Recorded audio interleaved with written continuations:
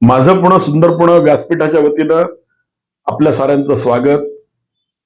आपण या व्यासपीठाला अतिशय चांगला प्रतिसाद देतात त्याबद्दल आपल्या साऱ्यांनाच धन्यवाद. असंख्य मित्र, सहानुभूतदार आणि टीकाकार या सगळ्यांनीच हे व्यासपीठ अतिशय अल्प काळामध्ये पाहून त्यावर मला सूचना दिल्या त्याबद्दल साऱ्यांनाच मी धन्यवाद देतो. संघाच्या शताब्दी निमित्त पंचपरिवर्तनाचे जे मुद्दे आजपर्यंत आपण चर्चा केले त्यातला एक मुद्दा होता सामाजिक समरसता, दुसरा मुद्दा होता स्वबोध आणि तिसरा आता मुद्दा आपण चर्चेला घेतला तो आहे कुटुंब प्रबोधन. कुटुंब प्रबोधनाचा पहिला भाग आपण साऱ्यांनी पाहिलाय. कुटुंब प्रबोधनाचा दुसरा भाग करण्याची आवश्यकता मला वाटली म्हणून मी हा भाग करतो आहे. याचं कारण एकच की कुटुंब हा आपल्या साऱ्या जीवनाचा पाया आहे. व्यक्तीच्या आयुष्यामध्ये जर खरोखरीच भविष्य काळात काही अर्थप्राप्ती व्हायची असेल आणि आपल्या जीवनाला जर खऱ्या अर्थाने जर काही वळण, एक नेटकेपणा जर यायचा असेल तर कुटुंब प्रबोधनाची गरज आहे असं आपण गेल्याच सत्रामध्ये चर्चेला घेतलेलं होतं.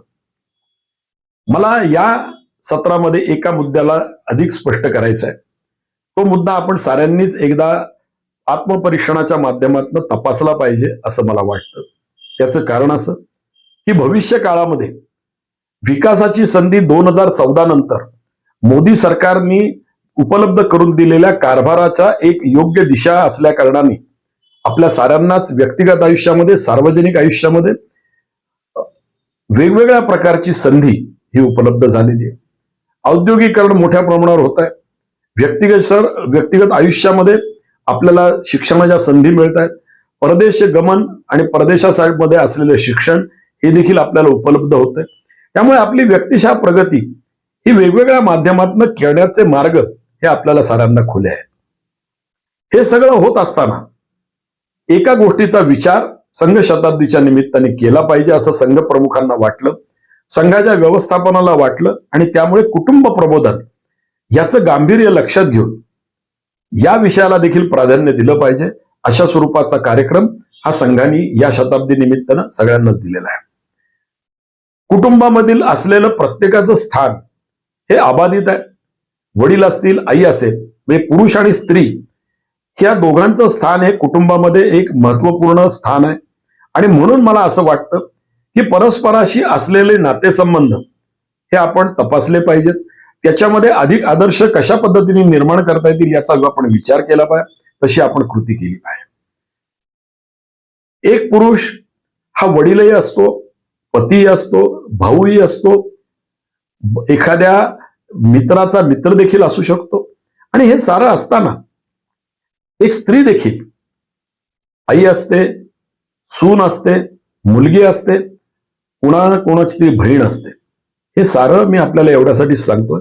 हे प्रत्येक नातं मात्र हे प्रगल्भ असलं पाहिजे. या नात्याला एक वेगळा अर्थ आहे, तो अर्थ आपण साऱ्यांनी समजून घेतला पाहिजे.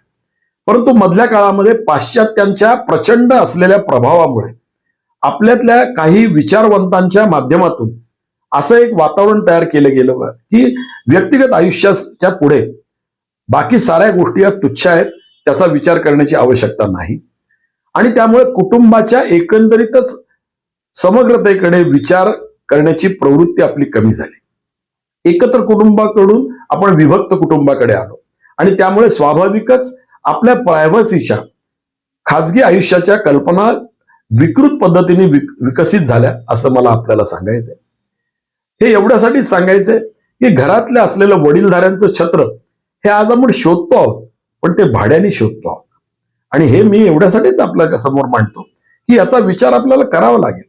वानप्रस्थाश्रमामध्ये असलेली आपली पिढी ही आपल्याला मार्गदर्शन करत होती, ती आपल्याला एका वेगळ्या पद्धतीने दिशादर्शन देत होती. आणि सगळ्यात महत्वाची गोष्ट म्हणजे वेळ प्रसंगी कान पकडण्याची देखील शक्यता किंबहुना आवश्यकता असली तर त्या ठिकाणी कान पकडण्याची देखील भूमिका ही वानप्रस्थाश्रमातील आपल्या घरातील थोर मंडळी, आपले आजोबा आजी असतील, आपले सासू सासरे असतील, हे करत होते. आज नेमकं पाश्चात्यांच्या अंधानुकरणामुळे या साऱ्या गोष्टींचा अभाव हा आपल्याला सगळ्यांना जाणवतो आणि स्वाभाविकच त्यातून काही विविध कल्पना तयार होत आहेत. ज्या कल्पना योग्य का अयोग्य याच्यापेक्षा देखील आपल्या असलेल्या समजुती, आपली असलेली समाज रचना, आपली असलेली कुटुंब व्यवस्था याचा विचार परत एकदा आपण साऱ्यांनी केला पाहिजे. ती आपली भविष्याची गरज आहे. समाज हा प्रगल्भ असला पाहिजे आणि जर समाज प्रगल्भ असला पाहिजे असं आपण म्हणतो त्यावेळेला कुटुंब हे बलशालीच असलं पाहिजे. कुटुंबातले नातेसंबंध हे परस्पराशी आदराचेच असले पाहिजेत. अशा प्रकारचा आग्रह हा आपला स्थायी भाव असला पाहिजे. संपूर्ण जगामध्ये कुटुंब व्यवस्था ज्या ज्या ठिकाणी नाहीशी होतीये त्या ठिकाणी समाज व्यवस्था ढासळतीये.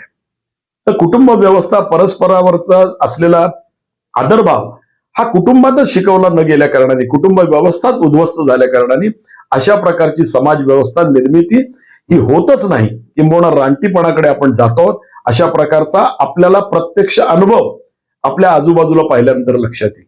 वेळीच आपण जागं झालं पाहिजे. पाश्चात्यांचं अंधानुकरण थांबवलं पाहिजे. घरातल्या ज्येष्ठांचा आदर आणि त्यांचे योग्य ते मार्गदर्शन आवश्यकतेनुसार आपण जर घेतलं तर आपल्या असं लक्षात येईल की भविष्य काळामध्ये देखील हिंदू धर्म आणि हिंदू धर्मातील कुटुंब व्यवस्थेचं असलेलं महत्व हे आपण सगळेजण अनुकरणीय आहे हे नक्की मान्य करू आणि भविष्य काळामध्ये या साऱ्या गोष्टींना एक महत्व आहे. हे महत्व आपण आपल्या मनाने एकदा स्वीकारलं म्हणजे मग साऱ्याच परिस्थितीचा पुनर्विचार करत असताना सगळ्यांना जागं व्हावं लागेल. गेल्या सत्रामध्ये एका गोष्टीचा मी उल्लेख केला की सांस्कृतिक मूल्यांचा विचार आपण केला पाहिजे. परंतु तो कसा केला पाहिजे? सांस्कृतिक मूल्यांमध्ये स्वातंत्र्याच्या कल्पनांबरोबरच आपण नेमकं काय देत आहोत? आपण देत असलेली सांस्कृतिक गोष्ट ही समाज मनावरती, व्यक्तिगत मनावरती कशा प्रकारचा परिणाम करते याचा विचार करणारी व्यवस्था ही आपल्याकडे जर नसेलच तर मात्र भविष्य काळामध्ये आपल्याला अशा प्रकारच्या प्रसंगांना सामोरं जावं लागेल ज्याच्यामध्ये सांस्कृतिक मूल्यांच्या ऱ्हासामुळे व्यक्तिगत आयुष्याच्या विकृत कल्पना आणि त्या विकृत कल्पनांच्या माध्यमातून कुटुंब व्यवस्थेला सुरुंग लावण्याचं पाप हे आपण सारेजण करू असं मला वाटतं. मला वाटतं की आपण सगळेजण सुजाण आहात. आपल्याकडच्या असलेल्या सिनियर सिटीजन्सला, तरुण पिढीला आणि सगळ्यांनाच मला एक आवाहन करायचंय की कुटुंब व्यवस्था अतिशय योग्य पद्धतीने परस्पराच्या आधारावर आणि आदराने जर युक्त असेल तर ती सुदृढ होईल आणि त्यामुळे आपला समाज देखील सुदृढ होईल, आपला हिंदू धर्म हा सुदृढ होईल आणि एका वेगळ्या अर्थाने संघाला अभिप्रेत असलेलं किंबहुना हिंदू समाजाला अभिप्रेत असलेलं, आणि संघ हा स्वतंत्र मानत नाही, हिंदू समाजाचा तो एक भाग आहे, हिंदू समाजाच्या पुनरुत्थानासाठी कार्य करणारी संस्था आहे. त्यामुळे कुटुंब व्यवस्थेचा त्यांनी मांडलेला विचार हा आपण सगळ्यांनी समजून घेतला पाहिजे. भविष्य काळामध्ये या दृष्टीने पावले टाकली पाहिजेत कारण ती आपल्या व्यक्तिगत भौतिक आयुष्याबरोबरच आपल्या व्यक्तिगत आयुष्याचा एका वेगळ्या अर्थाने भविष्यकाल उज्ज्वल करणारी घटना आहे. एवढंच या निमित्ताने सांगतो आणि थांबतो. धन्यवाद. परत एकदा या सगळ्या चॅनलला आपण लाईक करा, शेअर करा आणि सबस्क्राईब करा अशी विनंती करतो आणि अशाच प्रकारचा प्रतिसाद भावी काळात, भावी कॅलेंडर वर्षामध्ये तुम्ही आम्हाला द्यावा एवढंच आपल्याला आग्रहाचं एका वेगळ्या अर्थाने विनम्र आवाहन करून थांबतो.